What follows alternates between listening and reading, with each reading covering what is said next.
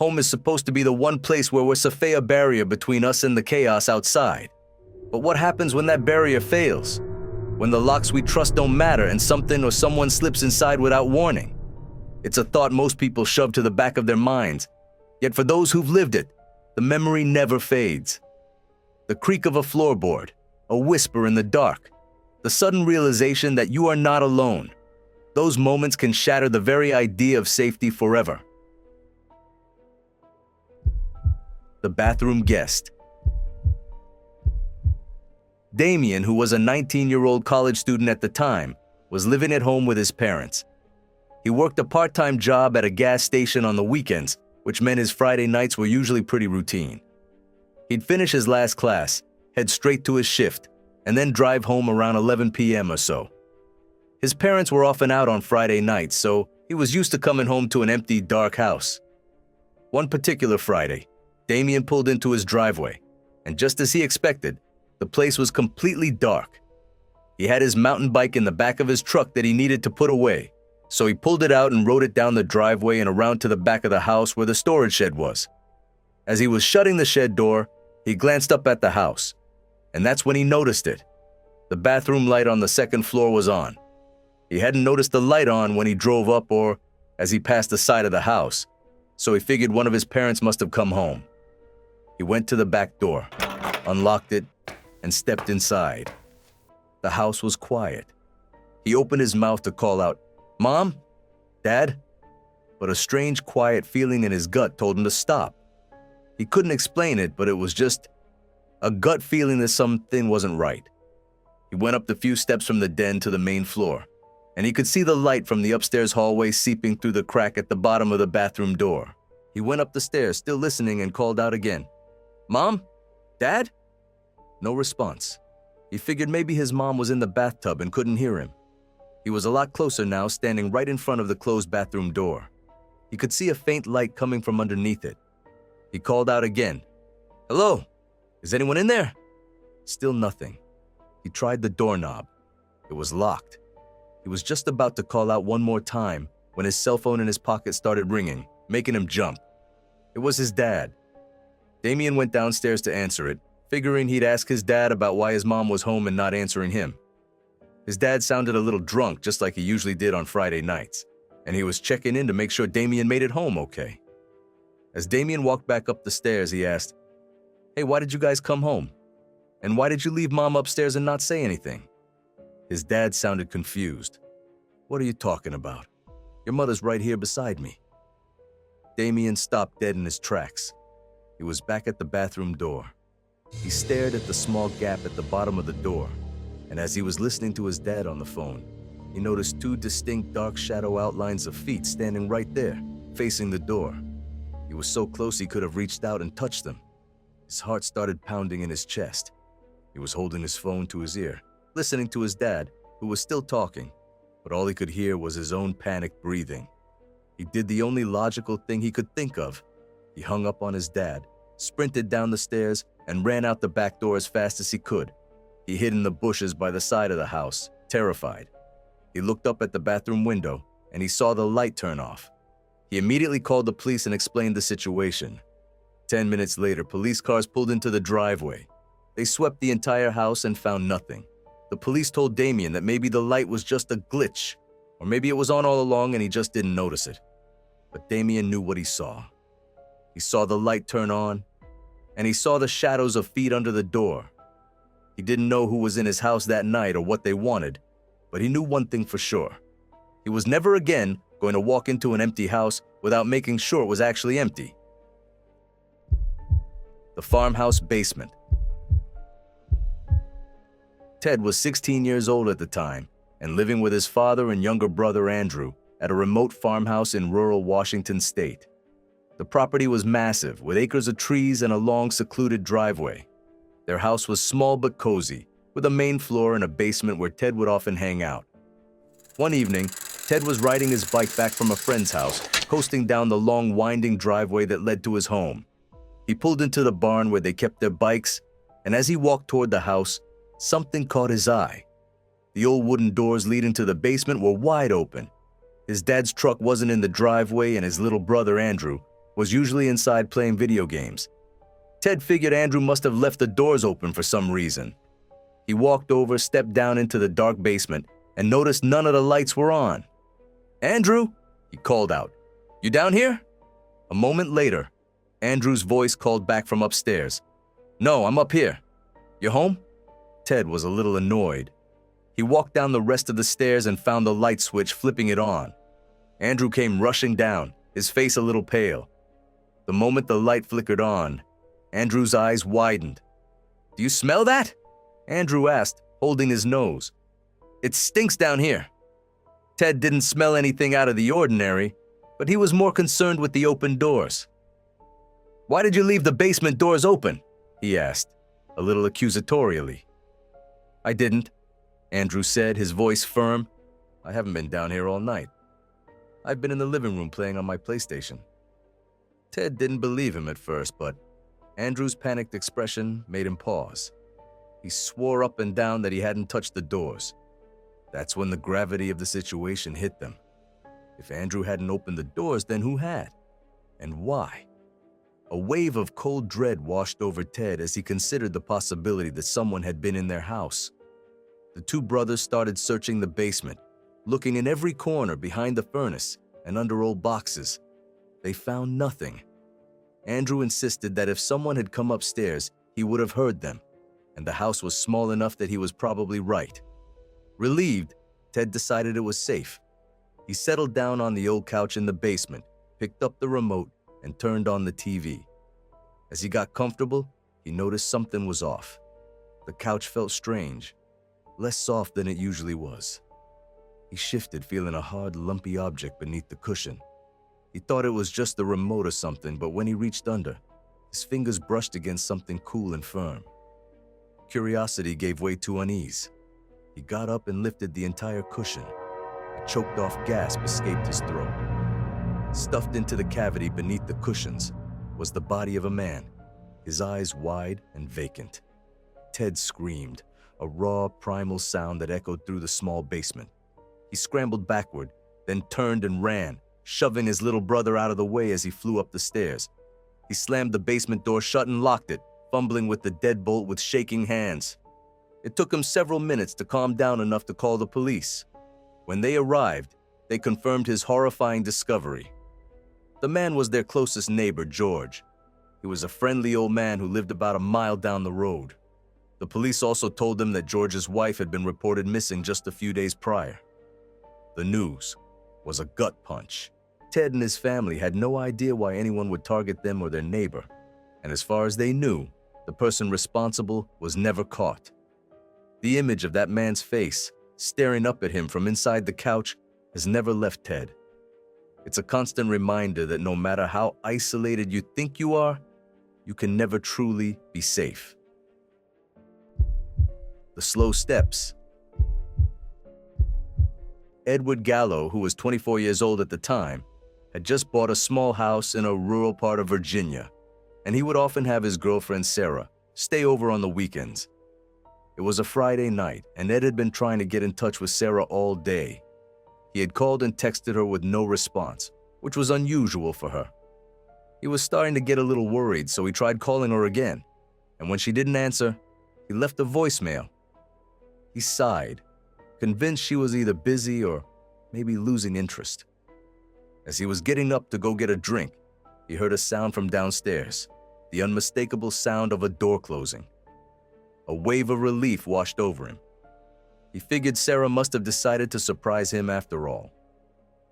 He grabbed his phone and sent her a text message. "Come upstairs. Waiting." He sat back down on his bed listening. He heard a few soft thuds, like someone was shuffling around in the dark downstairs. Then, he heard it, the slow, deliberate creak of the old wooden stairs. But something was off. The steps were too slow, too heavy, like a person was taking 2 steps for every stair. Ed called out, a little confused. "Sarah, what are you doing? Why are you walking like that?" The steps stopped. Ed's phone vibrated in his pocket. He took it out and saw the name on the screen. Sarah. His blood ran cold. He picked up, and before Sarah could even say anything, he interrupted her. "What are you doing on the stairs?" There was a long silence on the other end of the line, and then a confused voice. "What are you talking about?" "I'm still in my car." Ed's heart was hammering against his ribs. He immediately locked his bedroom door and took a step back.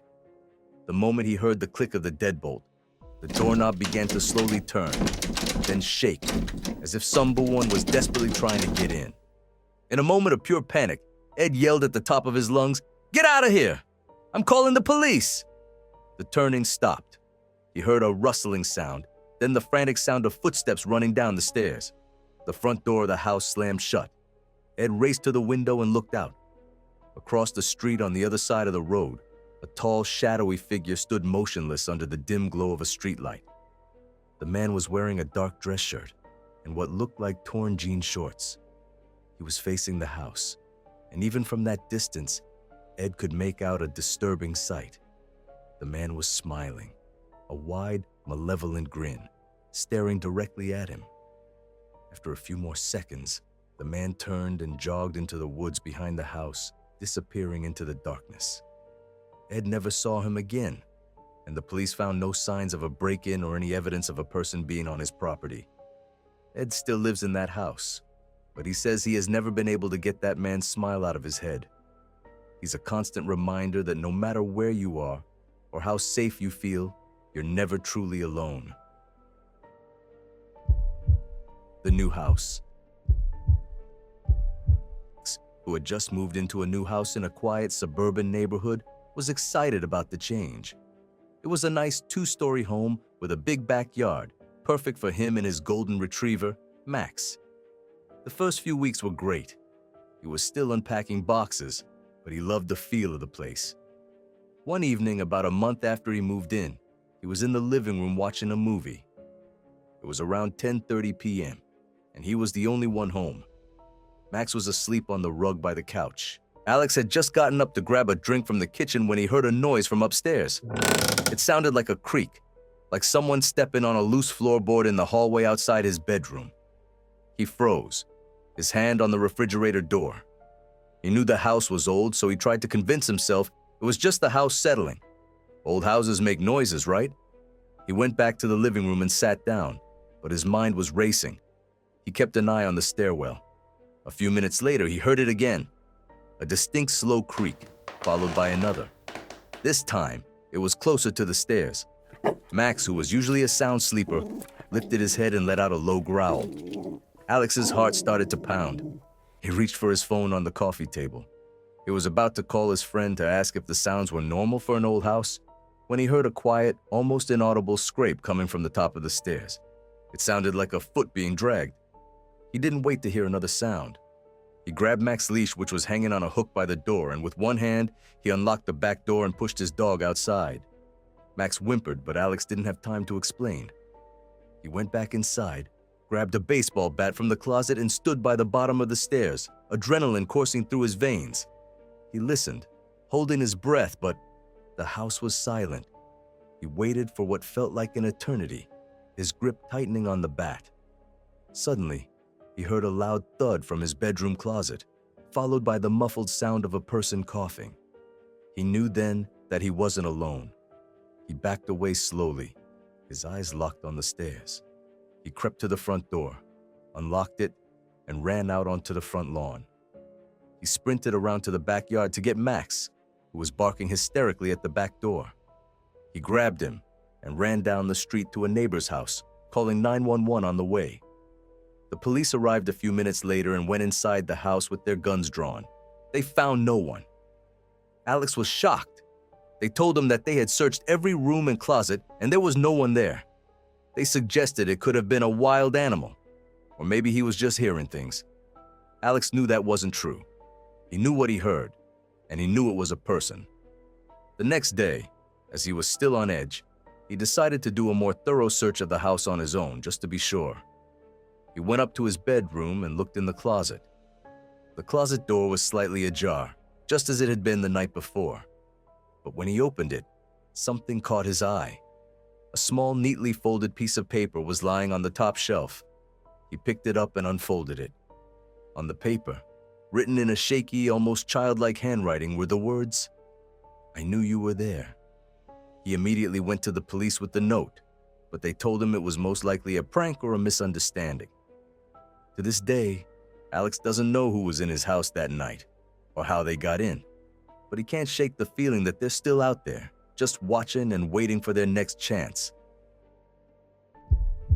The babysitter in the van.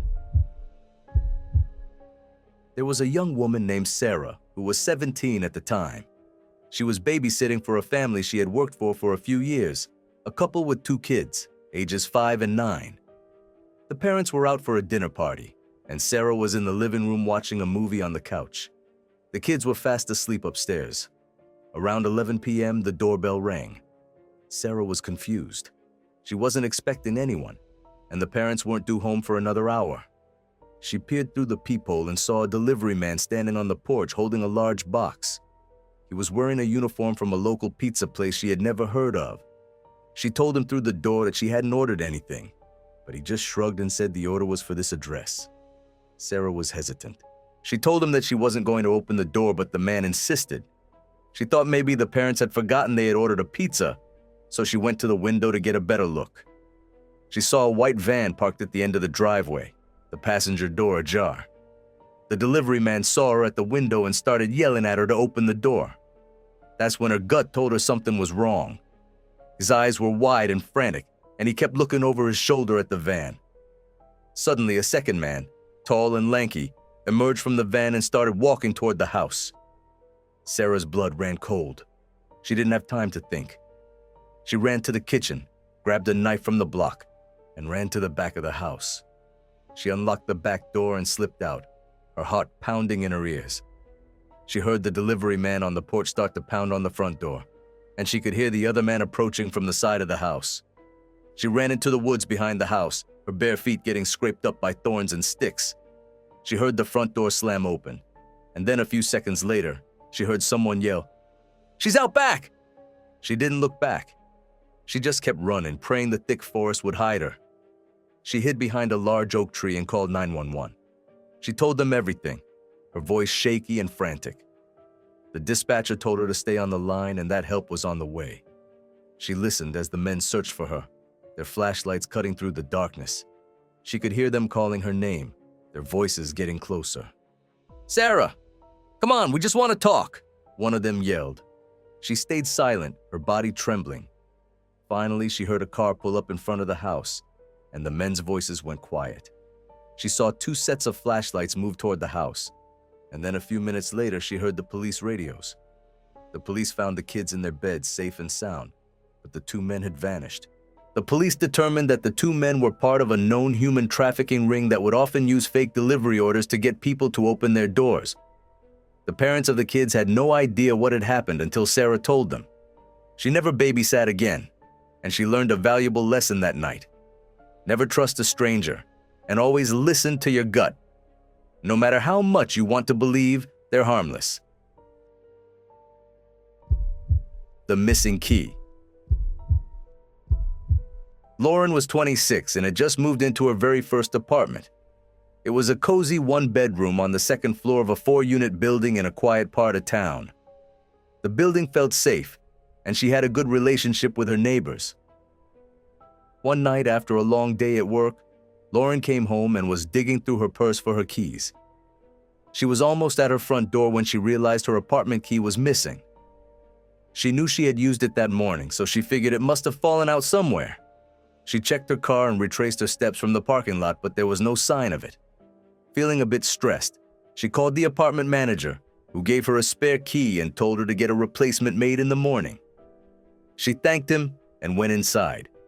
She was so tired she didn't think much of it and just went straight to bed. The next day, after work, she went to get a new key made.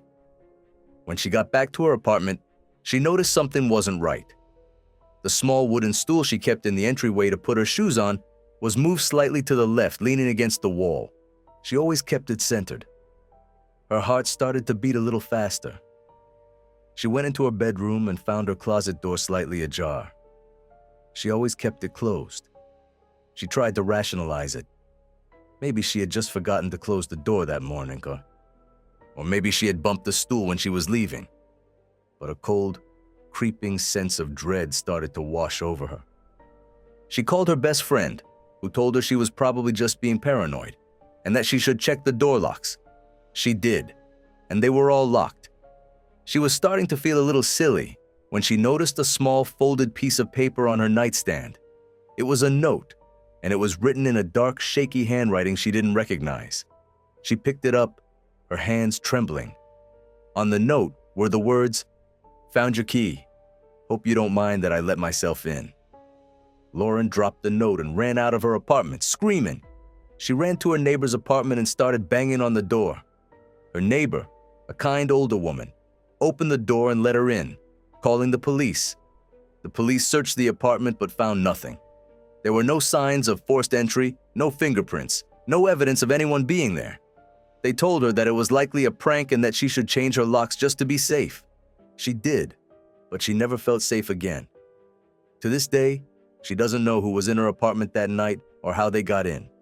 She always has a chair propped up against her front door and she never, ever leaves her key in a place where anyone could find it.